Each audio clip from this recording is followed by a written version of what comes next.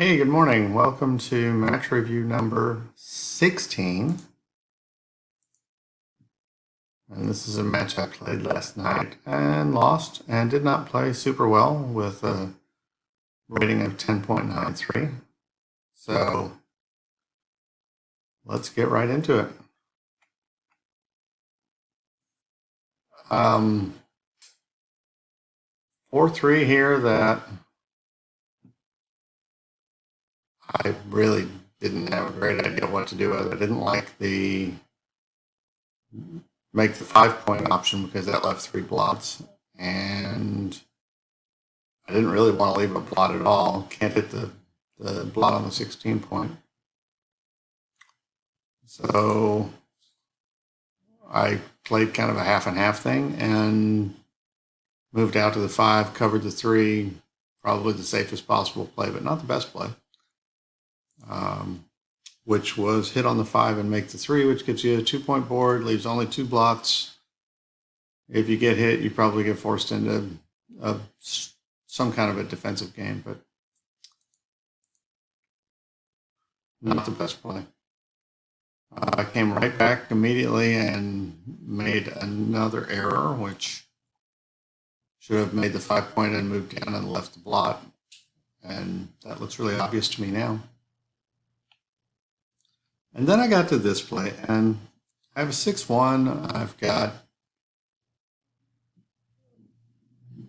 my opponent's 4-point, and obviously my best chance here is to hit and win, but I'm actually a tiny bit ahead in the race, which is what I assume is why the correct play is not what I did, which seemed obvious, but is in fact to split that anchor in the back and duplicate 1s and 3s. And your chance of getting pointed on is not super low, but you've got a great board, so red is not going to pound on you just for the sake of it, because even a flush shot is going to win the game for white. So this is one, a lot of times I see the error, and this time I didn't, and I'm not sure it's even obvious. So interesting play. We move along, and I am now leading 2-0, and I make this play with a 3-3. When putting 2 on the bar and putting man up would have been a much better play. And again, it's the worst kind of error, the one that seems so obvious in retrospect. And now I'm up 4-0, and I make my biggest mistake of the match. I don't know if specifically it's my biggest mistake by points, but a pretty big error. I get doubled here. I'm up 4-0, and you should be insanely cautious about taking doubles when you're leading by 4 points, because if the thing that is the worst thing that can happen is actually fairly likely, and you can see that it is here with a 29% chance of a gammon, just drop and go on to the next game. I wish I'd followed my own advice there. I did not drop and go on to the next game and ended up losing a gammon, and that put me from a commanding lead into a tie. So here we are at 4-4, and I have 5-5 to play, and I decided I wanted to play it aggressively, and would have been much better to just pop out and leave myself some flexibility. Essentially, I hurt my flexibility by going down to the 5s, and I wasn't able to get out. What happened after this was, actually I didn't, let's see. I make this 6-5, red bounces, and I throw this double. And then I throw 6-5, which again, I fail to, I assume I'm going to be able to get out with my 3 checkers, and I'm really hoping to close out red. And I get a bounce, and I move up, and I'm set to hit, and I throw 3-2, which I misplaced slightly, should have come into the 4-point. And I get another bounce, and I get another bounce. And then I throw this 3-1, and I get more bounces here than I deserved. And finally, when I don't get a bounce, I get hit. And then all of a sudden, I've got a 1-5, And that leaves me with this position where I could hit with a 2, I could hit with a 4. Red jumps out with a 6 or can hit me with a 6. We've got 4s and 5s here.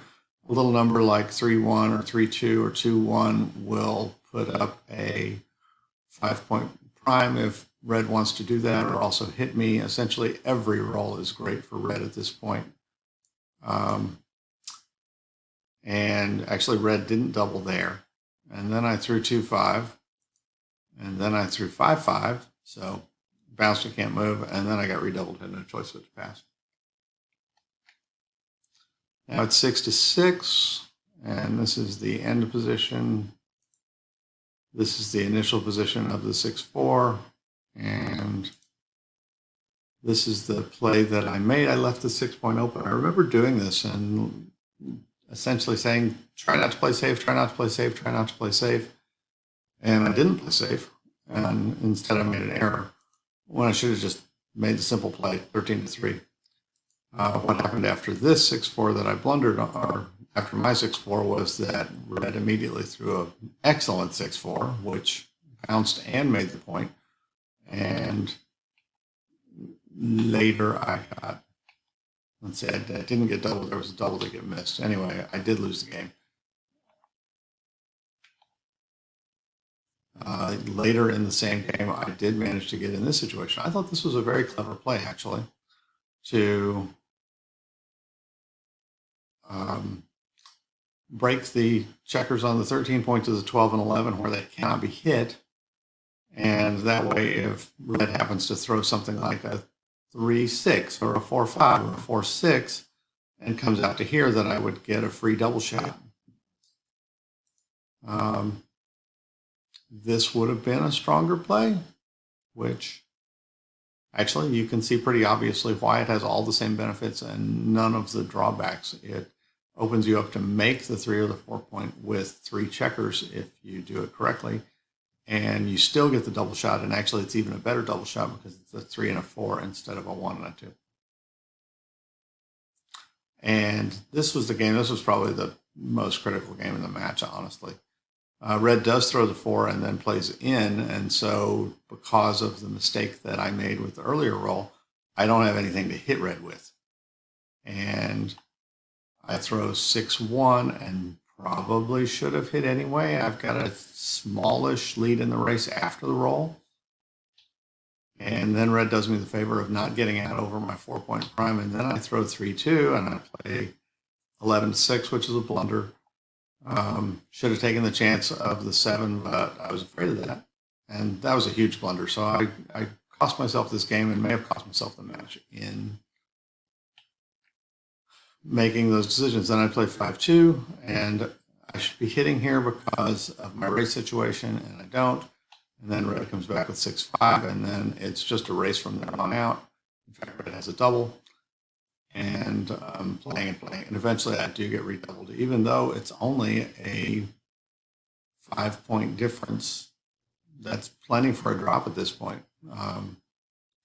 Notice the effective pip counts are a lot larger, 59 and 64 instead of 48 and 53. But either way, I'm down. I've got way too many checkers out here on the back, and I have to drop. So my own mistakes cost me a big game there. Play 3-1, and I failed to make the 5-point.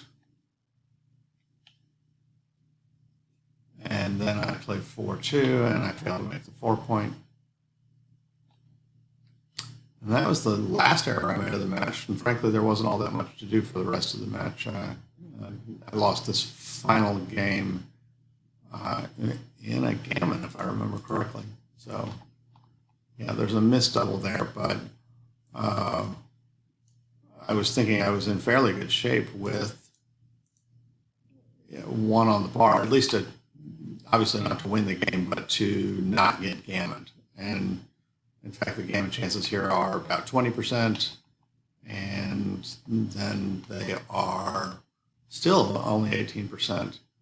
Finally get my opening and I bounce. Finally get another opening and I bounce again.